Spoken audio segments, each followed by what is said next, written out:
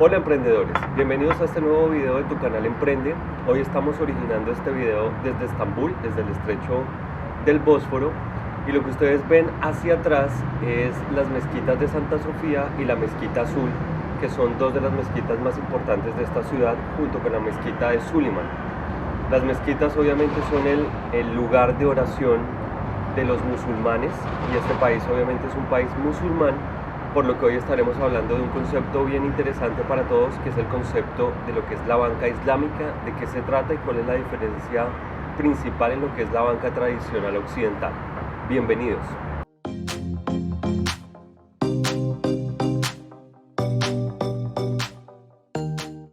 Bueno, y antes de hablar de lo que es el concepto como tal de lo que es banca islámica, lo que primero hay que hablar es lo que es la Sharia.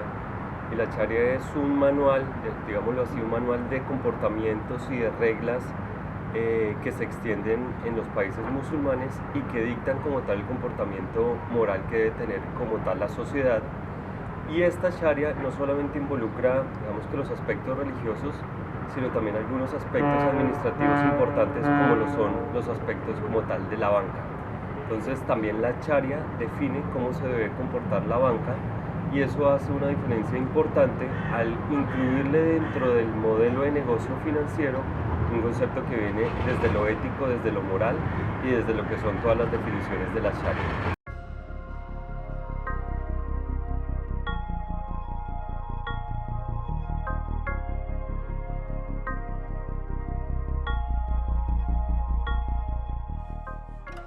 En lo que es el concepto como tal de la banca islámica, está prohibido de entrada y de la manera más estricta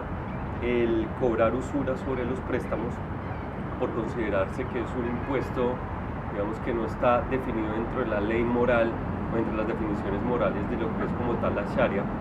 Entonces los bancos islámicos tienen prohibido de entrada cobrar una tasa de interés a los préstamos que cualquiera de las personas hagan. Pero entonces ahí surge la pregunta, es cómo funciona la banca islámica, si pues obviamente los intereses son el instrumento principal sobre el cual se generan ingresos para un banco. Entonces el concepto aquí es que, o el concepto como tal musulmán, de lo que tiene que ver con los temas de la banca, es que el dinero como tal no debería generar dinero por sí solo, en lo que nosotros conocemos como la usura, sino que debería funcionar de una manera completamente diferente. Entonces déjame explicarte con esto cómo funcionaría.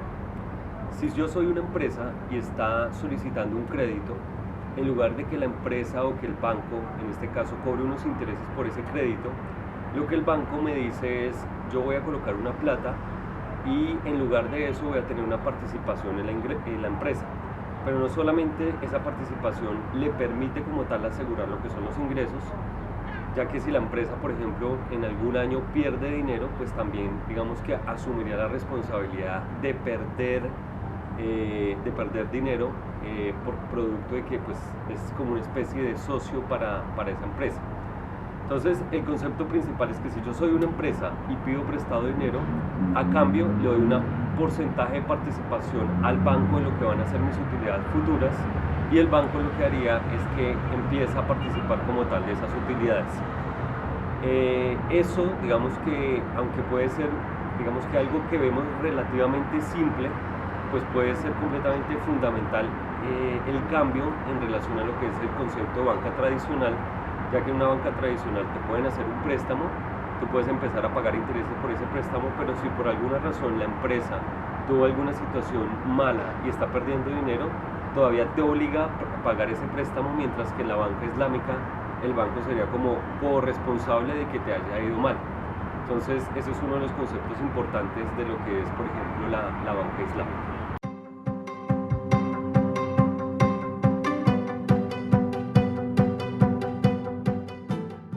Bueno, ahora te preguntarás cómo funcionan, por ejemplo, estos préstamos. Ya no si yo tengo una empresa, sino qué pasa si hago ese préstamo en nombre propio, o en la figura que llamamos normalmente persona natural. Pues lo que ocurre, lo que establece, digamos, que los bancos islámicos, digamos que es diferente a lo que se establece normalmente en los bancos occidentales. Y voy a suponer, por ejemplo, que yo quiero comprar una casa. Para poder acceder a esa casa en un banco tradicional yo tengo que tener un crédito hipotecario o un crédito por leasing, y lo que hacen es que se me cobran unos intereses durante ese año por mis casas. En algunos países de Latinoamérica estos intereses pueden ser intereses gigantes, como por ejemplo en el caso de Colombia lo que fue en algún momento el UPAC, que eran unos intereses gigantes que ocasionó que muchas personas perdieran como tal su vivienda. En contraste, lo que hace la banca islámica es que compra esa casa por mí, le establece un precio adicional por los, digamos que conceptos administrativos, y luego lo que hace es que sobre ese precio adicional me genera como una especie de cuotas que yo tengo que ir pagando. Entonces, si bien es cierto, se puede asemejar a lo que es un sistema tradicional en el cual se establecen, digamos, que unas cuotas para yo poderlo pagar. En este caso la diferencia es que la definición como tal de ese sobrecosto es una definición que ya está de entrada, que se puede pagar en el tiempo y que no establece en ningunos casos condiciones que suponen que las personas al final vayan a perder su casa o vayan a tener que dejar su casa porque no van a poder pagar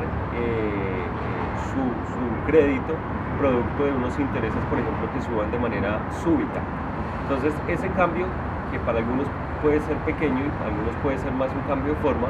termina siendo un tema definitivo en cómo se concibe el crédito y cómo al final el propósito es no quedarse, por ejemplo, con la casa, sino darle una facilidad de pago a una persona, estableciendo, digamos, que un valor de entrada que ya está pues definido y que va a permitir una accesibilidad a poder pagar ese préstamo en el tiempo. En el caso de que la persona, por ejemplo, no pueda pagar su casa, lo que hacen es que el banco vende esta propiedad, y si quedó, por ejemplo, alguna ganancia para la persona que tenía originalmente el crédito, es decir, para mí en el ejemplo que estoy dando, pues yo también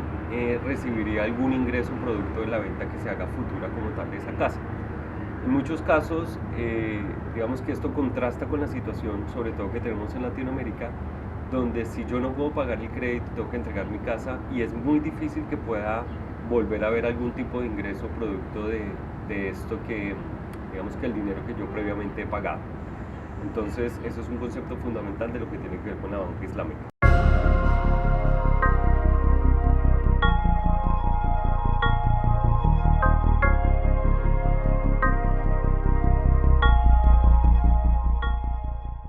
Bueno, ¿y por qué estamos hablando de lo que es banca islámica? Primero, pues porque obviamente hablar de otros modelos que son completamente diferentes a los modelos que nosotros conocemos, pues hace ampliar como tal nuestra mente, hace pensar que las cosas pueden llegarse a ser de una manera diferente, pero también puede llegar a ser una crítica a lo que es el sistema tradicional financiero, sobre todo el que vivimos en Latinoamérica, que muchas veces, digamos, que se generan ganancias que pueden llegar a ser excesivas o que pueden llegar a ser incluso abusivas con algunas personas, y que totalmente no permiten a las personas poder involucrarse, poder acceder fácilmente a un crédito, o cuando se accede al crédito los intereses son tan complicados o tan altos que las personas terminan dejando el crédito y terminan reportándose en el sector financiero. Entonces yo creo que es un concepto que nos hace reevaluar, uno, desde el punto de vista del negocio, cómo se pueden interpretar unos modelos que sean completamente diferentes, y lo segundo es cómo también se le puede ver que la banca puede tener un papel fundamental y un papel que es socialmente responsable con el crecimiento económico de todo un país y obviamente de sus habitantes.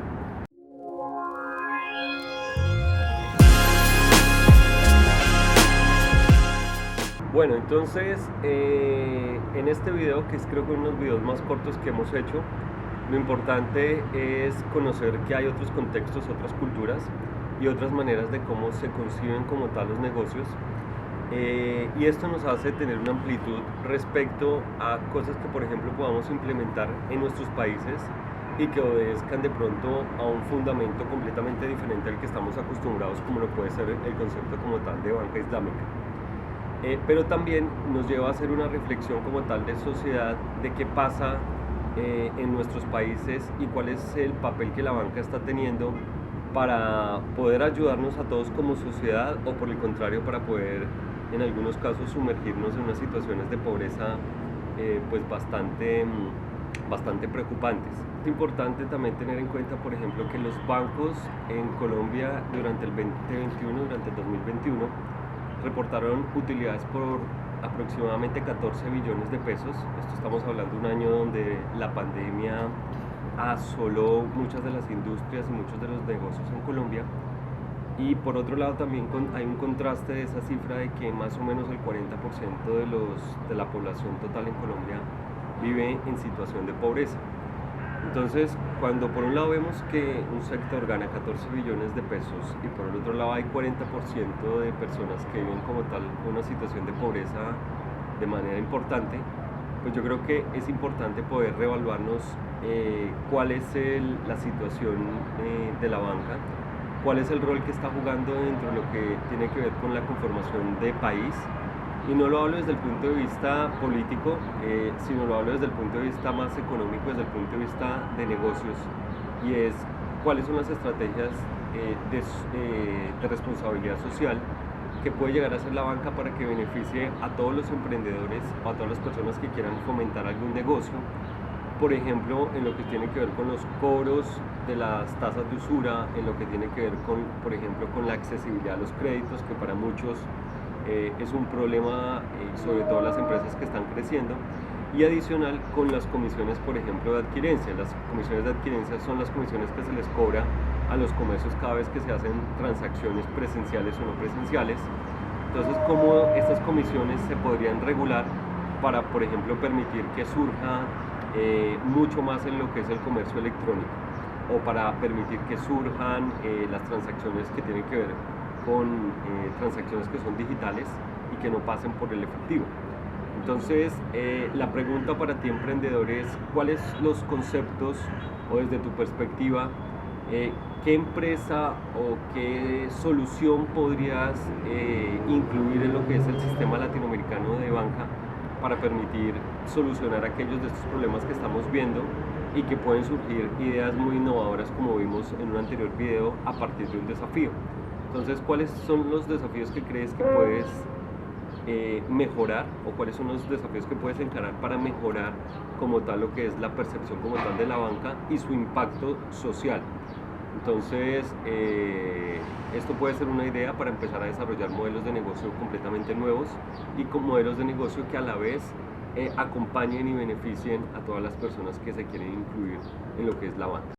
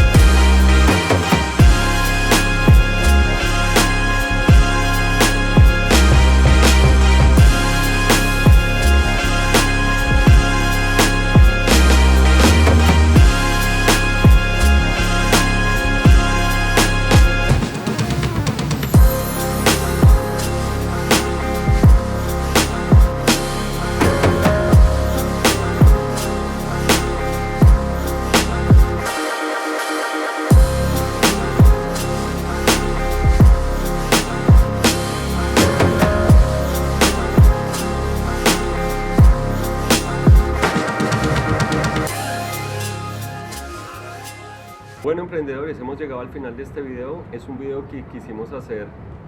completamente diferente a lo que hemos hecho hasta ahora, y que te invita a mirar otras alternativas y otra mirada completamente diferente a lo que se hace en otras culturas, en otros países, y que ya hemos visto que generan procesos de innovación que pueden ser muy interesantes para hacerte lograr llegar a una idea que pueda desafiar como tal el status quo y que pueda generar una innovación como tal en este sector tan interesante como es el sector de la banca. Recuerda que si te gustó este video, darle like, darle clic en la campanita y suscribirte para que no te pierdas ninguno de nuestros videos.